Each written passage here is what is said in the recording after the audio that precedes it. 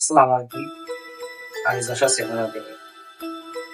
আসলে আমি আজকে যে বিষয়টা নিয়ে কথা বলবো, সেটা হচ্ছে কিছু ব্যবসায়ী দেখাবো আজকে। তো আপনারা কি দেখতে চান ব্যবসায়ীগুলো? যদি দেখতে চান তাহলে আমার সাথেই থাকুন। তুই বিদেশ লুই আইসস, ঠিক আছে? দেশই তো বেটা ঈদের ছাড়া চালাইতে পারি না, আমি বিশ্বাস করি না। এটা এটা হাস্যকর এই দেশের জন্য। ঠিক আছে? শোনো, কিছু আছে ভিউ ব্যবসা, ভিউ ব্যবসা, যারা 6-7টা ইউটিউব, তারা পুরো পৃথিবী বানা লাগবে, কারণ তাদেরকে ভাই টাকা আছে, পাবলিসিটি, তারা নিজেরা তারা কি নিজেরা পরের জন্য করে? তারা নিজেদের জন্য করে। আর কিছু লোক আছে দর্শক, এই এই 6-7 জন, তাদের কথাগুলো শুই না, তাদেরকে পয়সাওয়ালা বানায় দিচ্ছে, ঠিক আছে? এইটাই। আর আমার বিরুদ্ধে তো প্রতি মাসে 10,000 টাকা করে 7-8 জন দেয়, ঠিক এটা এটা হাস্যকর এই দেশের জনগণের জন্য আছে? এটা নিয়ে তার কোনো কথাই নাই, ঠিক আছে? আর ওই আমার বিরুদ্ধে ওদের কথা কয়, আর কিছু আছে মক্কেল, এই মক্কেলগুলো আরো মক্কেল হয়। হ্যাঁ, আর 10,000 টাকা করে পাচ্ছে, মক্কেলদের ভিউ দেখায় কিছু টাকা পাইতেছে, এটাই তো লাভ। লাভ না মানে তুই বেটা বিদেশ তো লই আইসস, তুই বেটা আগে বাংলাদেশে ছবি রিলিজ কর বেটা, 60টা হল থেকে 100টা হল আন, এই কার বাপের কতটা ক্ষমতা কথা কি ক্লিয়ার না ভেজাল আছে? আছে। আমার সাথে কারো চ্যালেঞ্জ নাই, রিভেঞ্জের গতিতে চলবে। দর্শক বিচার করবে কোন ছবি কেমন, সেটা সব সম্পূর্ণ দর্শকের উপরে ছেড়ে দিচ্ছি। এখন আমি তো ইন্ডাস্ট্রিকে ভালোবাসি, ইন্ডাস্ট্রিকে বাঁচানোর জন্য ছবি বানাচ্ছি। এখন আজকে আমাদের ইন্ডাস্ট্রির অবস্থা তো কী অবস্থাটা সবাই জানে। আজকে বাংলাদেশে যদি কোনো ভালো নায়ক থাকতো, তাহলে আজকে ইন্ডাস্ট্রির এই অবস্থা হতো না, আমরা 2 ঈদ কেন্দ্রিত হইতাম না। এটা একটা সুন্দর প্রশ্ন, আপনার আসলে খুব টেকনিক্যাল প্রশ্ন। বাংলাদেশে কোনো ভালো হিরোই তো এখন নাই বর্তমানে, যেই কারণে আমাদের ঈদ ছাড়া আমরা ছবি রিলিজ করতে সাহস পাই না। যদি ওই ধরনের হিরো থাকতো তাহলে ঈদ ছাড়া রিলিজ হইতো। একমাত্র ঈদ ছাড়া ছবি রিলিজ করে অনন্ত জলিল সাহেব। আমি যাকে দেখছি, এটা আমার সাথে সবাই আপনার একমত। অনন্ত জলিল সাহেব ছাড়া, ঈদ ছাড়া এখন ইদানিং এই 7-8 বছর ধরে কারো সাহস নাই ছবি রিলিজ করার।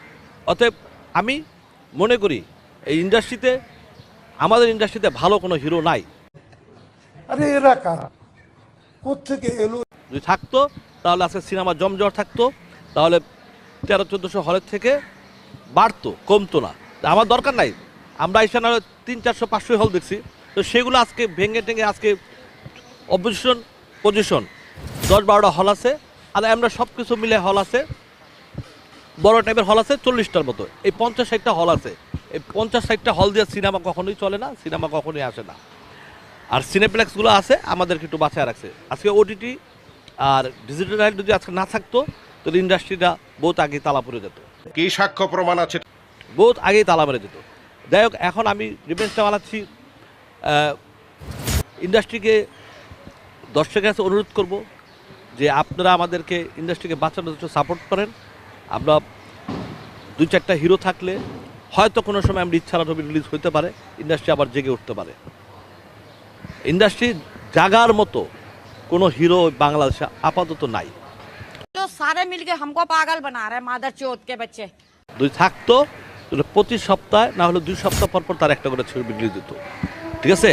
অতএব ইন্ডাস্ট্রি বাঁচার মতো, যেমন রাজ্জাক সাহেব, কাঞ্চন সাহেব, ইলিয়াস, আলমগীর ভাই, সোহেলানা ভাই, জসিম ভাই যারা ছিলেন, তাদের প্রতি 2 সপ্তাহ পর পর কিন্তু তাদের ছবি একটা রিলিজ হতো। সেই হিরো এখন বাংলাদেশে নাই। এটা আমি সত্য বলছি না মিথ্যা বলছি, আপনারা বিবেক দা বুঝে নেন যে আমার কথা রাইট না রং। যদি আমার কথা মিথ্যা হয় আপনারা বলেন, তাহলে আমি বলবো তাহলে আজকে 40-60টা হল কেন, আজকে ঈদের ছবি রিলিজ কেন, ঈদ ছাড়া ছবি রিলিজ হয় না কেন? আমরা দেখি, ঈদ ছাড়া আমরা ছবি দেখি আমরা। যেই কারণে আমি বুবলিকে নিয়ে রসনকে বানাইছি, আমরা চেষ্টা করতেছি ইন্ডাস্ট্রি বাঁচানোর জন্য, এটাই স্বার্থ, আর কোনো স্বার্থ নাই। তাতে আমার বাল ছেঁড়া গেল। আর সিনেমা যেটাই রিলিজ হোক, সবাই সিনেমা দেখুক, সব ছবি দেখুক, সেটাই আমি চাই। লেডি অ্যাকশন না, অ্যাকশন মুভি। বুবলির অ্যাকশন আছে, চমৎকার অ্যাকশন ছবি, রওশনের অ্যাকশন আছে, এমন 2টা মিলা আপনার সিনেমাতে খালি দাম দাম দাম। একটা ছবি বানাইছিলাম, আপনাদের মনে আছে? ছবির নাম শুটার। হ্যাঁ, সেই শুটার ছবিতে খালি ধামাধাম, গোলাগুলি ধাম ধাম দেখছেন, মানে 7টা না 8টা ফাইটই করছি। কিন্তু 3 দিন 4 দিন 5 দিন 6 দিন চলার পরে কিন্তু আমি কিন্তু আর রেসপন্স পাই নাই, বাট আমার টাকা চাওয়া সব কিছু আসছে। হ্যাঁ, প্রচুর এই ছবিতে আমি সবচেয়ে বেশি লাভ করছি, হ্যাঁ শুটারে। এবং সেইখানে 7 দিন পরে কিন্তু আমি রেজাল্ট পাইনি, আমি বড় বড় হল টল নিয়ে সব কিছু আমি একাই আসলাম। তো আমারটা ছবির ভিতরে শুধু মারামারি না, আমার ছবির ভিতরে একদম হৃদয়ের ভিতরে টাচি গল্প আছে। আপনার যত বড় শক্তিশালী বোন নিয়ে যান, ওই রিভেঞ্জ দেখার পরে উনি একটু যদি দুর্বল না হয়, আপনারা ক্যামেরাতে বললেন আমাকে, যখন যখন আপনার ছবি দেখার পর ক্যামেরা থাকবে তখন বললেন যে না আমরা দুর্বল হই না, এই লোকটা যা বলছে সব মিথ্যা কথা বলছে, আমি মাথা বেঁধে আপনাদের শাস্তি নেব। ভিডিওতে থাকার জন্য আপনাদের ধন্যবাদ। সবাই ভালো থাকবেন, সুস্থ থাকবেন। আল্লাহ হাফেজ।